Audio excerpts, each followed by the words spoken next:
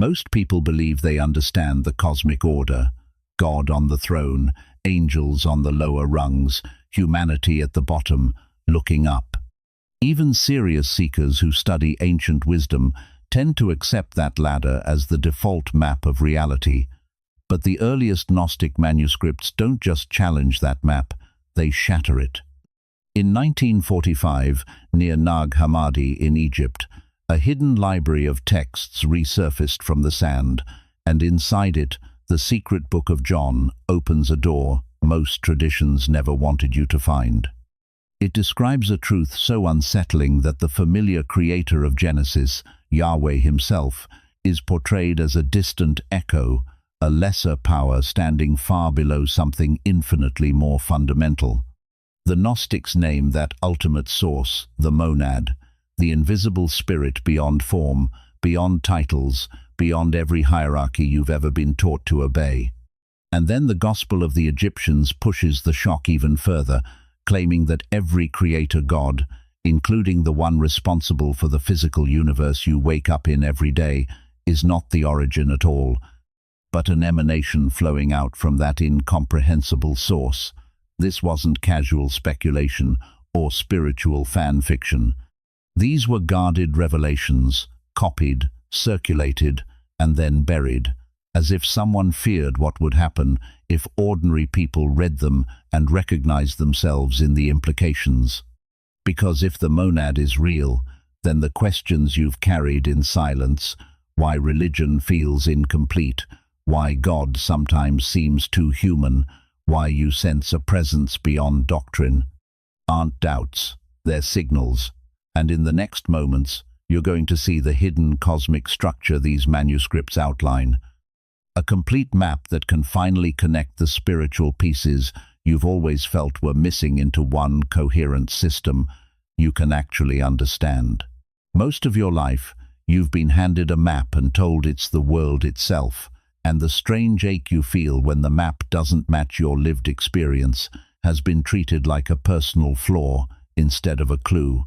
So, if you felt something click a moment ago when I promised a coherent system, you could actually understand. Stay with that feeling, because what the Gnostic manuscripts describe isn't a new belief to adopt. It's a hidden lens that makes familiar things look unfamiliar again, like turning a key in a lock you didn't even know was on your own door. Here's the big idea that changes the emotional gravity of everything. What if the deepest reality isn't a someone watching you from above, but a kind of boundless presence that everything happens inside of, including every god name you've ever been taught to fear, obey, or worship? The secret book of John, found among the Nag Hammadi library, begins in a way that feels like a quiet act of rebellion against the usual story. Not in the beginning, but before beginning could even be a concept, before time had a first tick, before existence could raise its hand and say, I am. There is what it calls the monad, the invisible spirit, the ultimate source so far beyond categories that even calling it source is already a compromise. And this is where your mind will want to grab something familiar, because your mind survives by naming, by shaping, by turning mystery into manageable objects. But the monad is described as the place where that instinct runs out of fuel, not a throne, not a face, not a personality with mood swings, not a cosmic judge keeping score, not even a being in the way we use that word. The Apocryphon of John strains the language on purpose, saying it is not corporeal and not incorporeal, not large and not small, impossible to measure in quantity or quality, not because the writers were being poetic for drama, but because they were pointing at something that, by its nature, doesn't fit inside the human method of understanding. Think about the gods you've heard of across cultures, thunder throwers and lawgivers and prophet speakers, even the more abstract ideas of divine consciousness. They still have traits, behaviors, preferences, a recognizable shape in the imagination.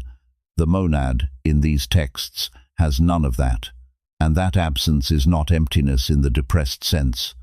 It's more like standing at the edge of the ocean at night and realizing the horizon isn't a line you can reach, it's the limit of how far your eyes can translate what's there. The Gnostic writers didn't seem interested in arguing with anyone else's religion as much as they were interested in removing a subtle spell, the spell of anthropomorphism, the habit of painting the infinite with human features so we can feel in control of it. In Genesis, you meet a God who speaks, gets angry, walks in a garden, negotiates, punishes.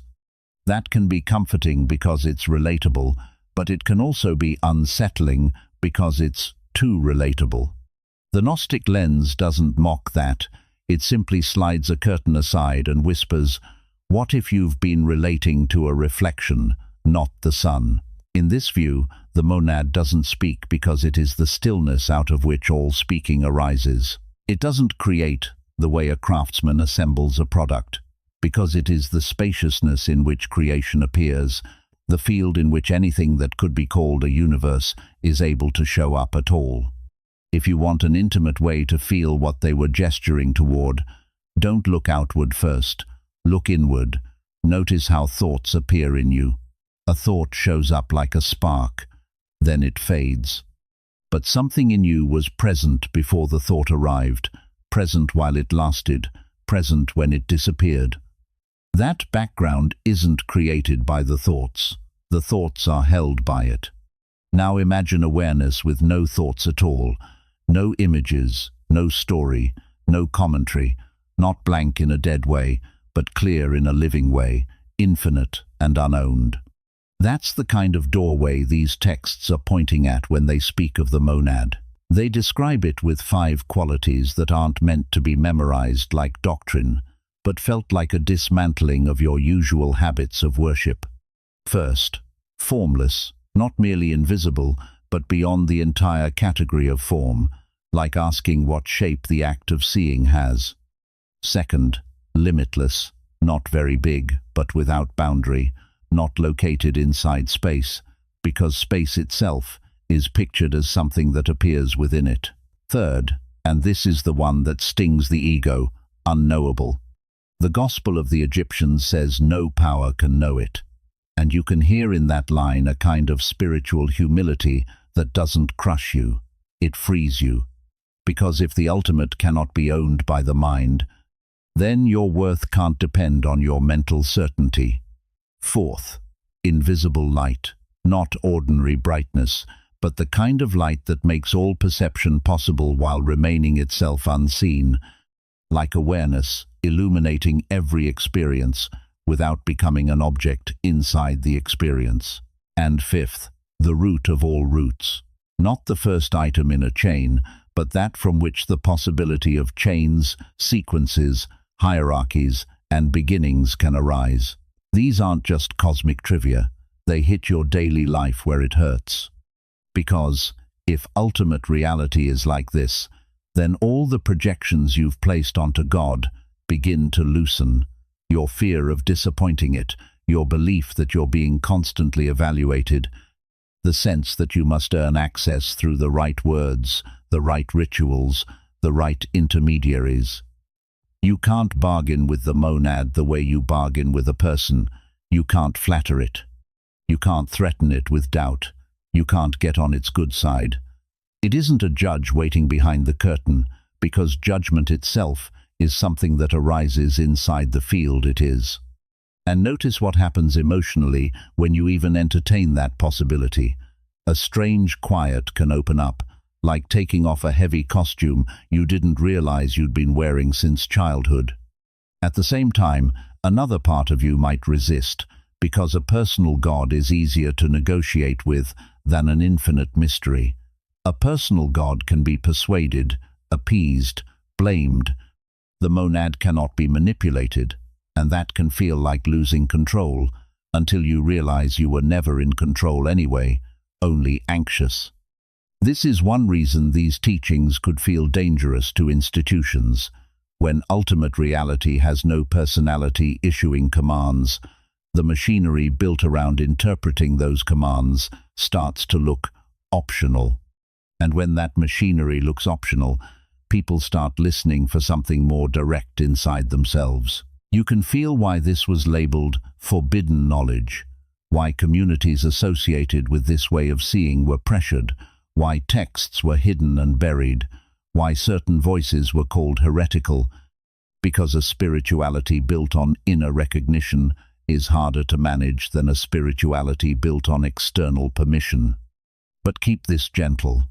The point isn't to attack anyone's faith, it's to notice how easily fear-based authority can grow in the shadow of mystery. And the Nag Hammadi discovery in 1945 matters here, not because it proves anything, but because it reintroduces a buried conversation. What if the most important spiritual movement is not obedience, but awakening? Here's where the mythic story turns from pure silence into the first ripple. Because the Gnostic texts don't stop at saying the monad is beyond.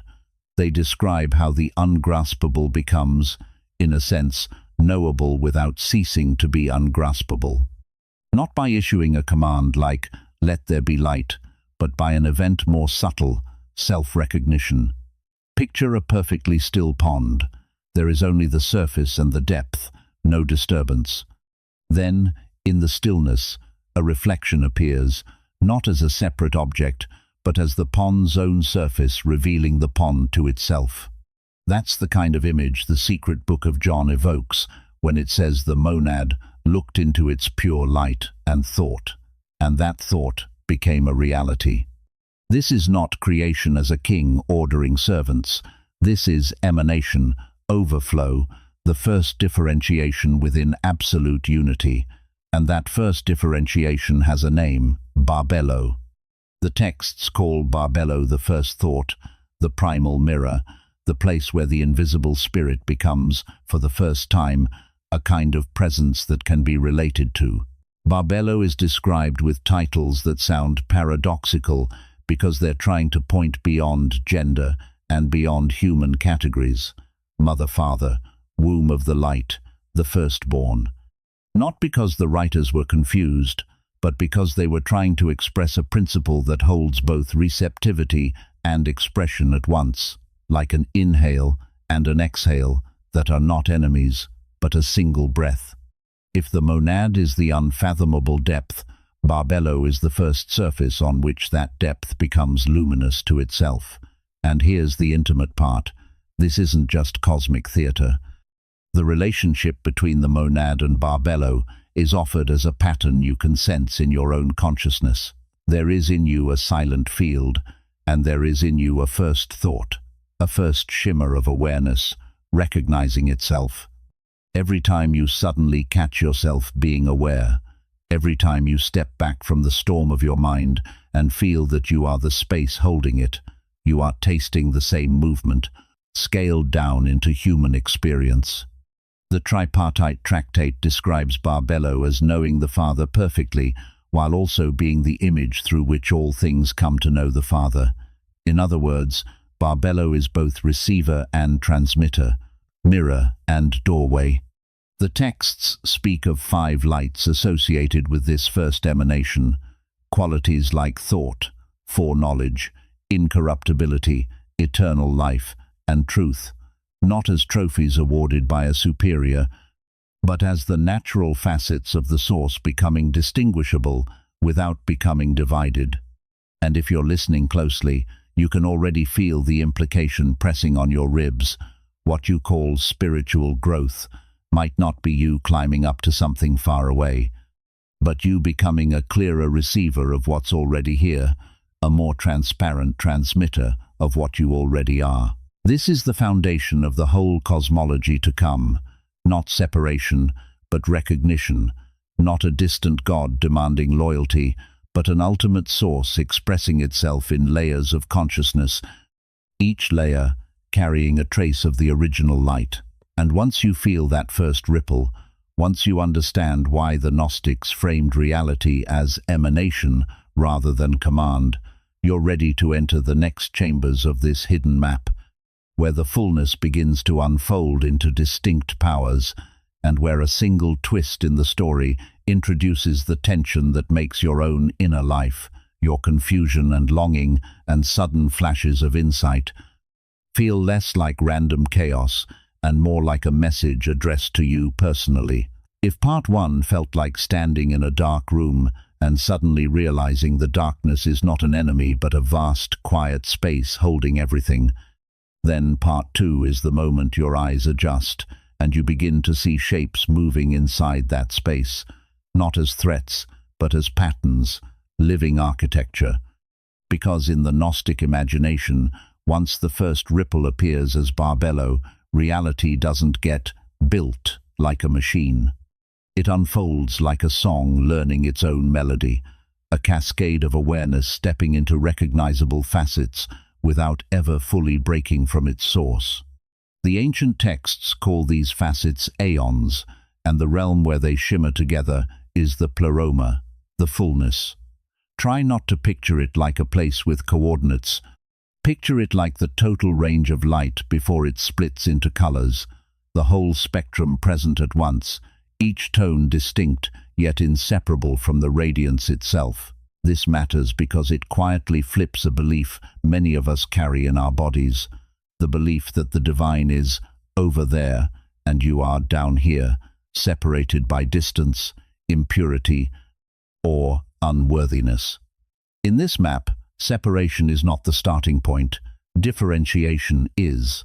And the difference between those two words is the difference between shame and wonder. The aeons are not angels in a chain of command, not winged employees waiting for orders from a distant monarch. They feel more like cosmic qualities of intelligence and aliveness, luminous principles that express the invisible spirit through Barbello's first mirror. When the texts speak of pairs, unions, or syzygies, it's not romance in a human sense, it's balance, complementary forces generating new clarity, like inhale and exhale, giving birth to rhythm. And if you've ever felt torn between opposites in your own life, wanting freedom and craving safety, longing for intimacy and fearing exposure, this language lands in you with a strange tenderness, as if the cosmos itself understands that polarity is not a mistake, it's a creative engine. Within this unfolding, many Gnostic writings place a figure called autogenes, the self-born, sometimes associated with Christ as a cosmic principle rather than a historical biography. Think of autogenes as the pattern of awakening itself, the capacity of consciousness to recognize its own light without losing itself in the recognition. Not an idol to cling to, but a kind of inner function, the part of you that can wake up inside the dream and say, quietly, I'm here. Alongside this, there is Sophia, wisdom, not as a dry concept, but as living curiosity, the desire of the divine mind to taste itself through experience. In ordinary life, we are told curiosity is dangerous. It gets you in trouble. It makes you question things you're supposed to accept. But in the pleroma, Sophia's curiosity is portrayed as sacred fire. And if you've ever had that feeling that you were born with questions that no one in your environment could answer, questions that made you feel too much, too intense, too different, you can sense why Sophia becomes so intimate in this story. She doesn't just represent wisdom. She represents the ache of wisdom when it wants to know more than the rules allow. Some texts describe foundational aeonic structures, sometimes naming 4 primary luminaries or principles, emphasizing illumination, life, understanding, and completion or perfection, like pillars holding up the experience of divine fullness. Don't get hung up on names that shift across manuscripts. Feel what the names are trying to do. Give you a way to imagine a reality where knowing is not a weapon, where life is not earned, where understanding is not domination, where completion is not control but harmony. The pleroma, in that sense, is not an escape fantasy. It's a mirror held up to your nervous system, reminding you what wholeness would feel like if you weren't constantly bracing for impact.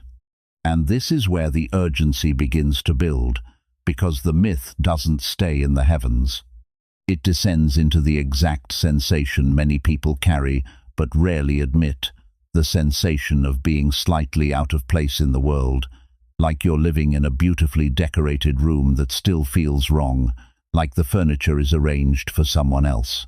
The Gnostic story says, gently, you may be sensing a mismatch between realms, a difference between the fullness and the copy.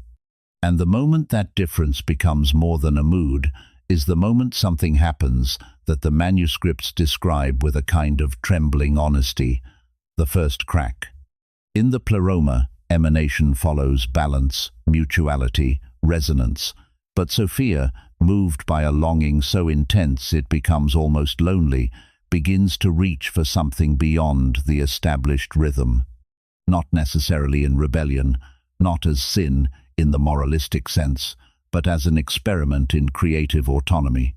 Imagine being part of a vast choir for ages, singing in perfect harmony, then one day hearing a note inside you that no one else is singing, a note that feels like your own, and you want to know what happens if you follow it all the way to the end. That's Sophia's moment. She wants to know the invisible Father directly, without mediation, without the balancing counterpart, without the usual pairing through which new aeons unfold. Some versions portray this as passion, others as yearning, others as boldness. But the emotional core is familiar, the desire to touch the ultimate on your own terms, without permission. If you've ever felt the urge to step outside the roles assigned to you, to stop inheriting answers and find your own knowing, you already understand Sophia more than you think. And then the story pivots into its most unsettling revelation. Sophia's solitary projection does not produce another luminous aeon in the same way. Instead, it gives rise to something distorted, an entity that is real enough to have power, but limited enough to be blind to what birthed it. The name that often appears is Yaldabaoth, sometimes described with imagery of arrogance, ignorance, even a kind of cosmic brashness. Again, hold this as mythic psychology as much as metaphysics. Yaldabaoth is what happens when a fragment of light is cut off from the memory of the fullness. He cannot see the realms above him, so he assumes there are none. He cannot perceive source, so he mistakes himself as source. And that is not just a cosmic plot twist. It is a mirror of a pattern that repeats in human life. When awareness forgets the depth it comes from, the ego rushes in to fill the gap with certainty. When we cannot see beyond our current conditions, we declare our current conditions final. When we cannot feel the larger field, we build a little kingdom in our mind and call it reality. Yaldabaoth, in this symbolic reading, is the voice that says, this is all there is, not because it's evil in a cartoon way, but because it's terrified of what it cannot comprehend. The texts describe him generating rulers, Archons, not as a pantheon of cute villains, but as mechanisms of management, a hierarchy that maintains a certain kind of reality through structure, repetition, and control. You can almost feel how this lands psychologically, an inner bureaucracy of fear, craving, shame, distraction, the constant pressure to comply with scripts you didn't write. Whether you interpret Archons as metaphysical beings or as mythic symbols for the forces that keep consciousness asleep, their function is the same. They keep the story small. They keep you identified with the most surface layer of yourself. They keep you too busy, too reactive, too hungry, too scared, too entertained to ask the dangerous question, who is the one experiencing all this? Now, here's a subtle but important nuance to keep the tone open rather than combative. The Gnostic manuscripts often contrast this limited creator figure with the ultimate source, and some readers connect Yaldabaoth to the jealous, command-driven deity imagery found in certain biblical passages. But you don't have to turn that into an attack on anyone's faith to feel the psychological sting of the comparison. You can simply notice the difference in emotional texture. One image of divinity feels spacious, silent, ungraspable, not needing your fear. The other feels reactive, demanding, threatened, needing your compliance. And if you've ever wrestled with religious ideas that made you feel smaller rather than more alive, if you've ever sensed a gap between the love you intuit and the control you were taught, this story presses right on that bruise. It doesn't tell you what to believe. It asks you what kind of God image awakens your soul versus what kind of image tightens your chest. That's the illusion of authority the texts quietly expose, that the loudest voice is not always the deepest, that a being claiming to be ultimate may be revealing its limitation in the very act of claiming. And once that suspicion enters your system, it's hard to unfeel it, because you start noticing how often authority performs itself through certainty, punishment, and exclusivity. You can begin to see why knowledge like this would be considered dangerous in certain historical climates, why communities that centered direct inner knowing could be treated as threats, why texts could be destroyed, buried, hidden, passed hand to hand like contraband. Not because the story is true in a courtroom sense, but because it changes what you are willing to kneel to.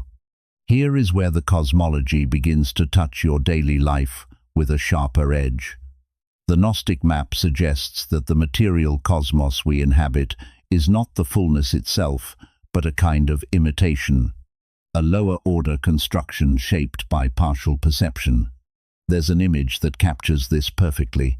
Imagine a forger painting masterpieces without ever seeing the originals, working only from faint impressions, scraps of memory, echoes of beauty. The result might still be impressive, but something is off.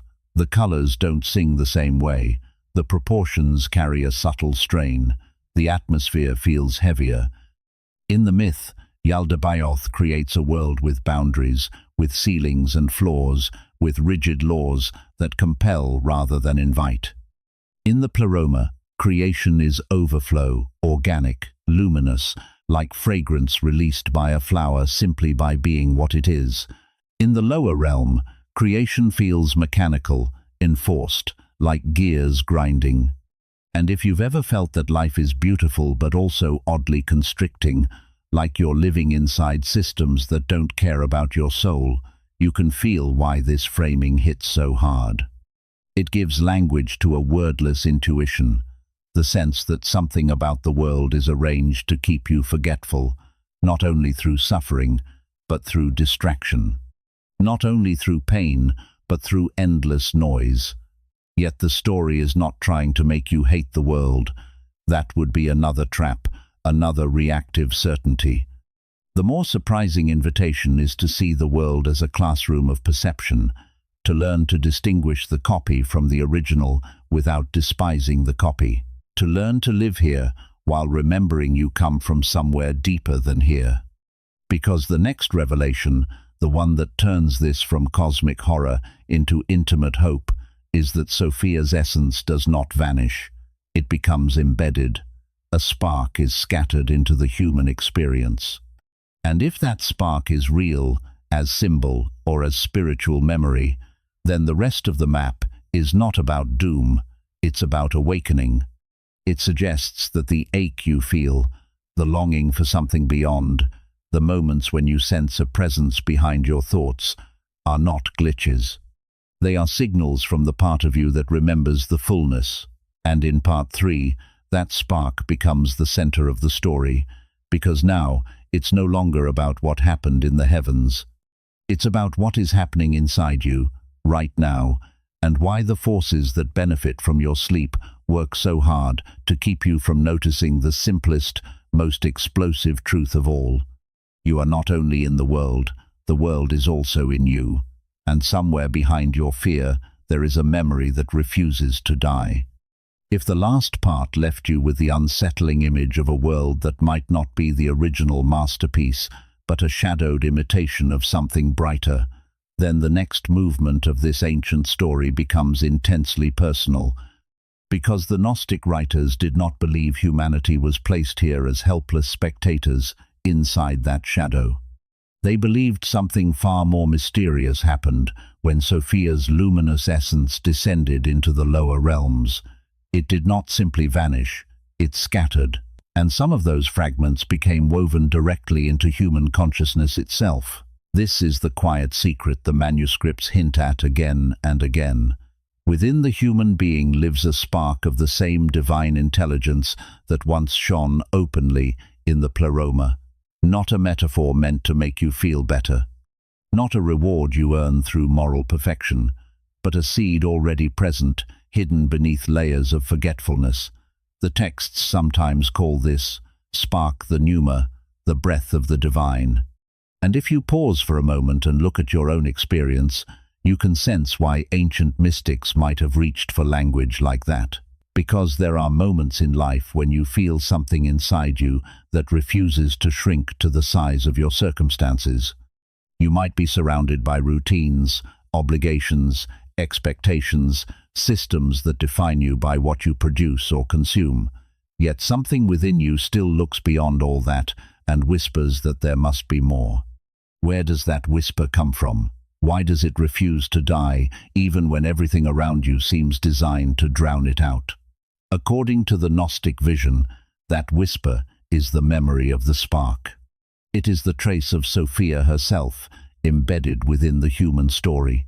And once you entertain that possibility, a strange shift occurs in how you look at your own life. The frustration you've felt about the world begins to feel less like weakness and more like intuition. The sense that you don't fully belong to the structures around you stops feeling like alienation and starts feeling like recognition. You are not broken because you question things others accept automatically. You may simply be hearing the faint echo of a deeper home. The ancient writers noticed something peculiar about the human condition. Humans are capable of imagining infinity.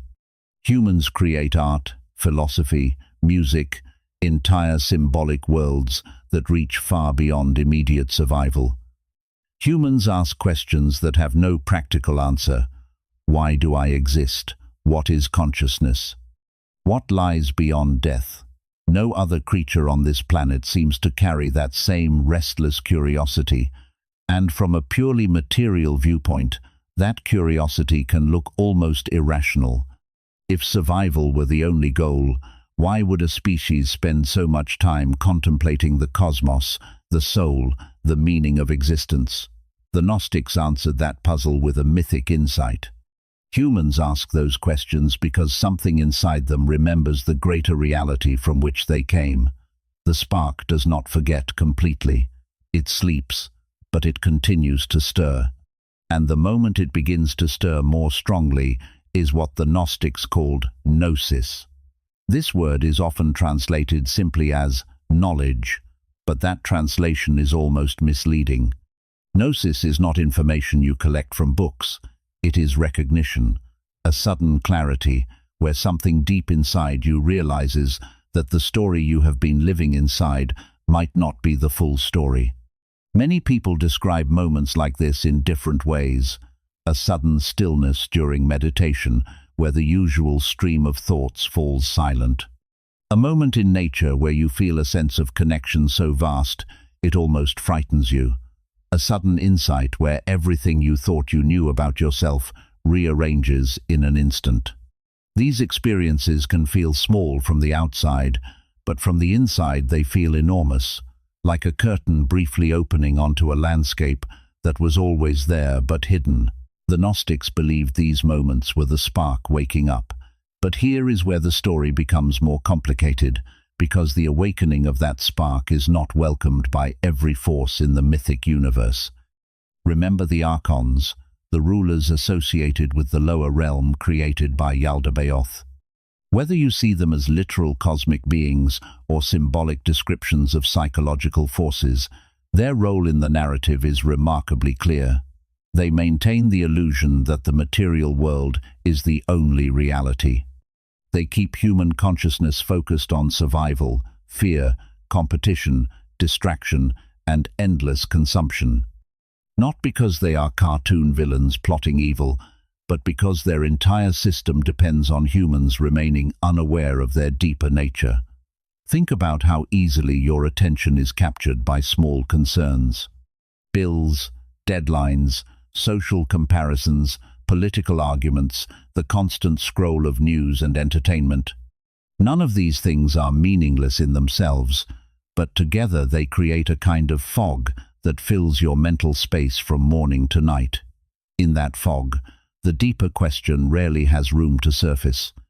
Who am I beyond the roles I play? What is awareness itself? The Archons in Gnostic mythology represent that fog. They represent every structure that keeps consciousness spinning in circles without ever stepping outside the wheel. And the strategy described in the texts is surprisingly simple. Keep people busy enough that they never stop to notice the spark. You can see echoes of this idea in modern life if you look carefully. Entire industries exist to keep attention fragmented. Endless streams of stimulation ensure that silence becomes uncomfortable. Systems of competition ensure that people are always comparing themselves to others, always chasing the next milestone that promises satisfaction but never quite delivers it. None of this requires a conspiracy in the ordinary sense. It is simply the natural behavior of a world built on partial awareness. Yet, despite all this noise, the spark remains impossible to destroy. The Gnostic writers were very clear about this. The Archons can confuse it. They can bury it under layers of distraction, but they cannot extinguish it. And this is where the story begins to feel less like a warning and more like an invitation. Because if the spark cannot be destroyed, then every moment of awareness becomes an opportunity for it to awaken further. The question becomes less about escaping the world and more about seeing through it, seeing the structures that shape your perception, seeing the narratives that define your identity, seeing how often your own mind repeats ideas that were never actually yours to begin with. This kind of seeing is not about rejecting life. It is about becoming conscious within it.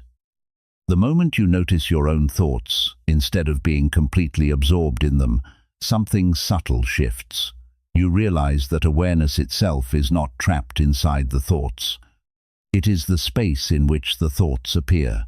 And once that realization begins to deepen, the world starts to feel different.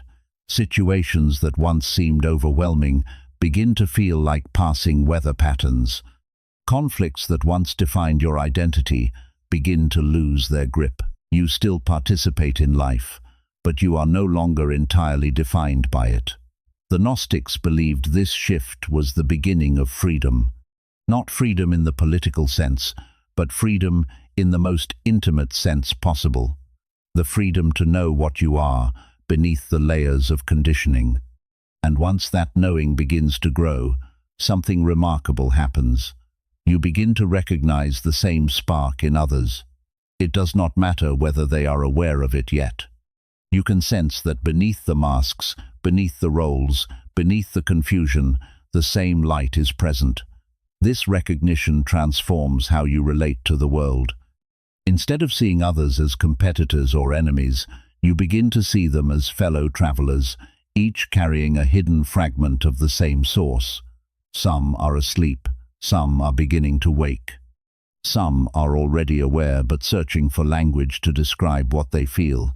And perhaps this is why teachings like these continue to resurface across centuries, even after being buried, banned, or forgotten. Because once the spark begins to awaken in enough individuals, the story finds its way back into the world. Not through institutions, not through authority, but through quiet conversations, through texts rediscovered in desert caves, through moments of recognition between people who suddenly realize they are not alone in what they sense. Yet the ancient narrative does not stop with the spark itself. Because according to the Gnostic texts, the awakening of the spark was not left entirely to chance. Something else entered the story, something that appears again and again across spiritual traditions under different names. In the Gnostic language, it is called the autogenes, the self-born, and its purpose is simple but profound, to remind the scattered sparks of their origin. To speak a language that the sleeping spark can hear, to reveal that the prison walls are not as solid as they appear. And when this presence enters the story, the myth begins to turn from a tale of cosmic fall into a story of return, because the spark inside you is not alone. It has always been part of a much larger movement of awakening, and the next part of the journey reveals how that movement appears in human history itself, sometimes through teachers, sometimes through symbols, sometimes through quiet moments of realization that change the direction of an entire life.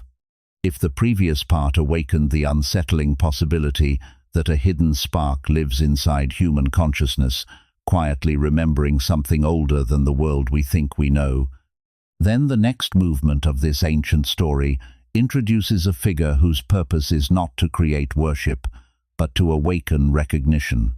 Because according to many Gnostic texts, the monad did not simply watch, as fragments of its own light became scattered through the dense layers of the lower realm.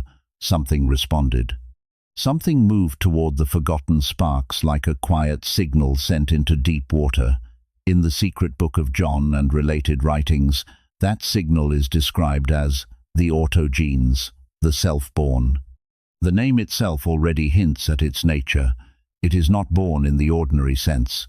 It does not come from the systems that govern the lower world. It arises directly from the divine source, like a reflection of the monad's own awareness entering the field where the sparks have forgotten themselves. To the Gnostics, this presence was sometimes associated with what later traditions would call Christ. But here, the meaning shifts dramatically from what many people have been taught. Instead of a distant savior demanding belief, the Christ principle appears as a kind of awakening intelligence, a living reminder placed within the human story so that consciousness might remember itself. The difference is subtle but enormous. One model says you are fundamentally broken and need rescue from outside. The other suggests that what you truly are has never been broken, only obscured, and what you need is remembrance. When you hear this idea, something inside you might resist, because we have been conditioned to look for authority outside ourselves. We are trained from childhood to assume that truth must be delivered by institutions, by priests, by experts who claim to stand closer to the divine than we do. Yet the Gnostic writings quietly question that structure. If the divine spark truly exists inside every human being, then the deepest teacher would not be the one who demands obedience. The deepest teacher would be the one who helps you recognize the light already present within you. And this is where the figure of Jesus takes on a very different atmosphere within the Gnostic imagination. In these texts, Jesus is not primarily the founder of a religion. He is the revealer of memory. He speaks in ways that point beyond literal interpretation, constantly nudging listeners to look inward rather than upward. When he says, "The kingdom is within you," it is not a poetic metaphor meant to comfort people. It is a direct statement about the location of the divine spark. When he says his kingdom is not of this world, it does not necessarily mean a faraway heaven waiting after death. It suggests that the fullness of divine reality belongs to a different order of consciousness entirely, one that cannot be fully contained by the structures of the material realm. In some Gnostic writings, there is even a strange scene where Jesus is described as laughing at the crucifixion. This detail can sound shocking until you understand the symbolism behind it. The laughter is not cruelty towards suffering.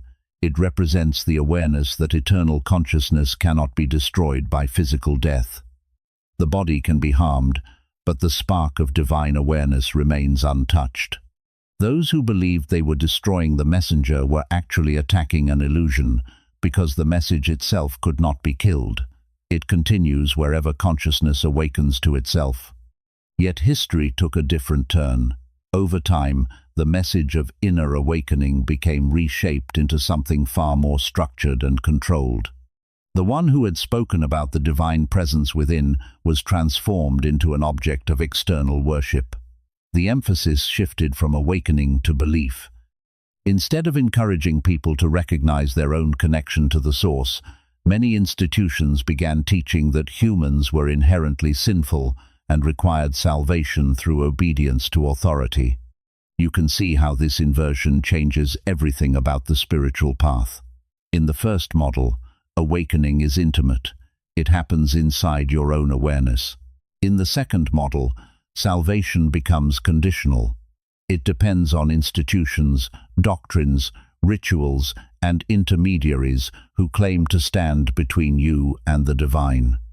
The Gnostic perspective does not necessarily demand that you reject every form of organized religion, but it invites you to notice the difference between two very different emotional atmospheres. One atmosphere expands your sense of connection and responsibility for your own consciousness. The other atmosphere reinforces dependency and fear. Once you become aware of this contrast, you begin to see it everywhere. In some teachings, spiritual authority is used to awaken the listener's inner perception. In others, authority is used to replace that perception entirely. The Gnostics warned that the Archons thrive in systems where individuals stop trusting their own capacity for insight. When people believe they are powerless or fundamentally unworthy, they become easier to guide, easier to manage, easier to keep inside the patterns that maintain the existing order. But when someone begins to sense the spark within, something changes.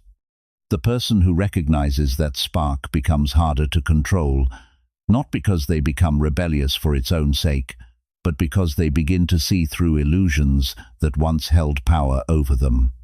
The illusion that their worth depends on external approval.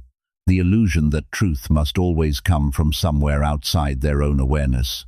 The illusion that the material world is the final boundary of existence.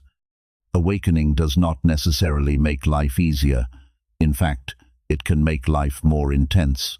You start noticing patterns you once ignored. You see systems operating beneath the surface of everyday interactions. You feel the difference between actions driven by fear and actions emerging from genuine clarity. But alongside that intensity comes a new kind of freedom. The freedom of recognizing that your identity is larger than the roles you were taught to play. According to the Gnostic map, this awakening of the spark is not an isolated event. It is part of a larger movement within consciousness itself. Every time a human being begins to question the assumptions of the world around them, every time someone seeks deeper understanding rather than easy answers, the ancient story continues. The autogenes, the self-born principle of awakening, appears again and again through individuals who remind others of their deeper nature. Sometimes these individuals become famous teachers whose words echo through history. Other times they are quiet figures whose influence is felt only by a few people whose lives they touch. But the pattern remains the same. The message is always a variation of the same invitation. Remember who you are beneath the surface of your conditioning. Remember that awareness itself is not limited by the narratives imposed upon it. Remember that the divine spark within you is not something you must earn. It is something you must recognize. When that recognition deepens, the world begins to look different. The structures that once seemed absolute start to appear temporary.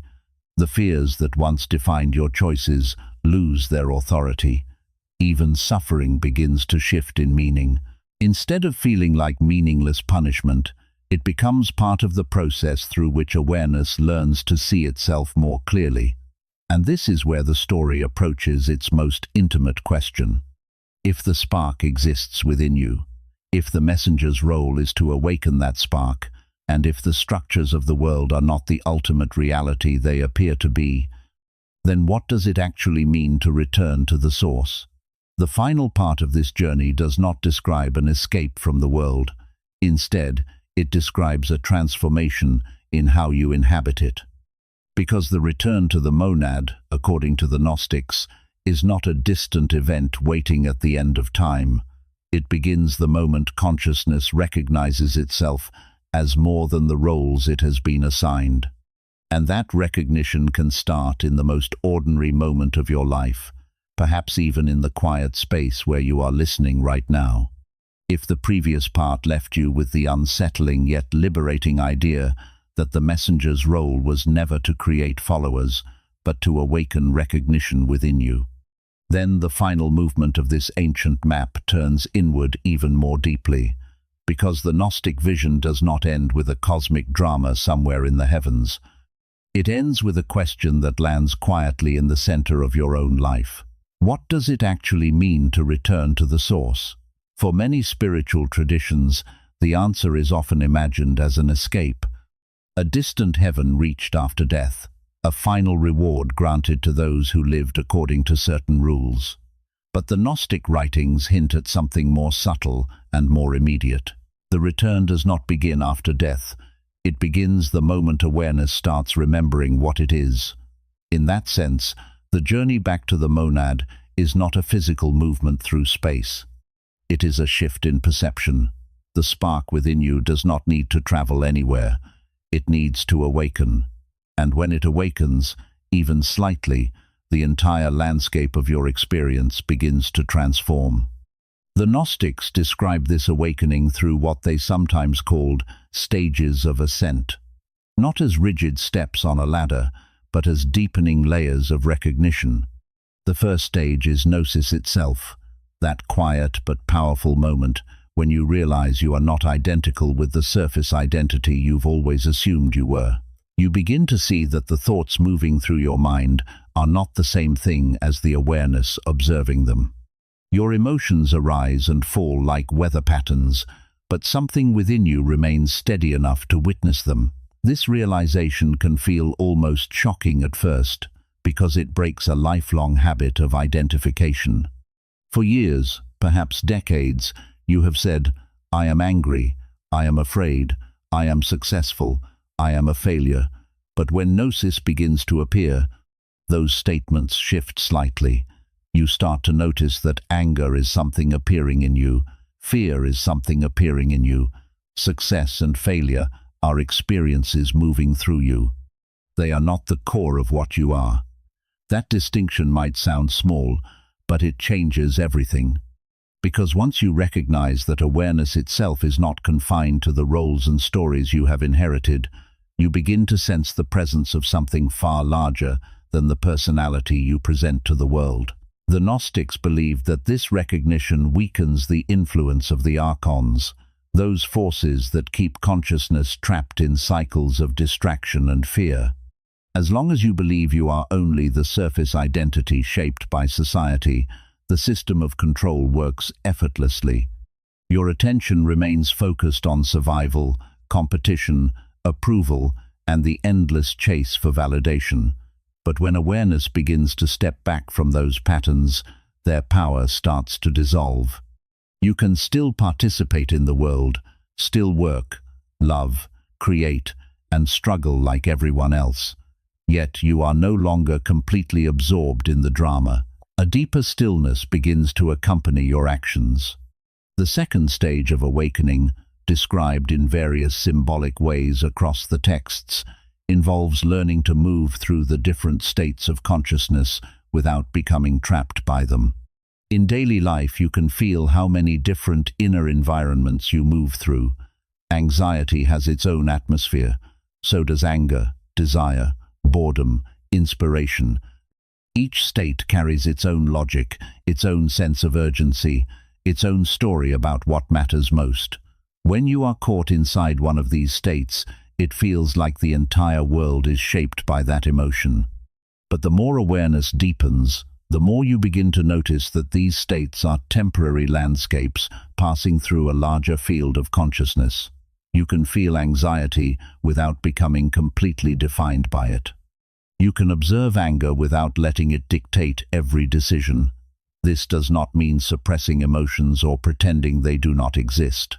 It means recognizing that the awareness witnessing them is more spacious than the emotions themselves. In Gnostic symbolism, this growing clarity was sometimes described as passing through layers of the cosmos, moving beyond the influence of the Archons, who govern the lower realms of perception. But the language is symbolic. It describes an inner transformation rather than a physical journey through space. The third stage brings the individual awareness into closer alignment with what the texts call barbello, the first expression of divine self-awareness. At this point, the boundary between personal insight and universal intelligence begins to soften. Creative ideas appear more fluidly. Solutions arise in unexpected ways. Moments of synchronicity become more noticeable, as if the world itself is responding to the clarity of your perception. From the outside, it may look like intuition or creativity. From the inside, it feels like participating in a current that was always present but previously obscured by noise. The Gnostics did not describe this as becoming special or superior to others. In fact, the deeper the awakening, the less interest there is in proving anything to anyone. The focus shifts from ego-driven achievement to quiet participation in the unfolding of life. You become less concerned with defending a fixed identity and more interested in exploring the movement of awareness itself. Finally comes what the texts sometimes call reunion with the source. But here again the language can be misleading if taken literally. Reunion does not mean that the individual disappears or dissolves into nothingness. Instead, it means recognizing that individuality itself was never separate from the larger field of consciousness. It is like a wave realizing it is part of the ocean while still continuing to move as a wave. Your unique perspective does not vanish. It becomes an expression of something far deeper than personal history alone. Living from this awareness does not remove you from the world. It changes how you engage with it. Work becomes an opportunity to express clarity rather than simply a struggle for status. Relationships become encounters between sparks of the same source rather than transactions based on fear or dependency. Even challenges and losses take on a different texture. They are still painful at times, but they no longer define the entire meaning of existence. The deeper awareness remains present beneath the changing circumstances. The Gnostics often emphasize that the monad itself does not judge your progress. The source is not standing somewhere outside the universe keeping score of your spiritual achievements. The journey of awakening is not about becoming worthy of divine love. It is about recognizing that the essence of that love has always been present within consciousness itself.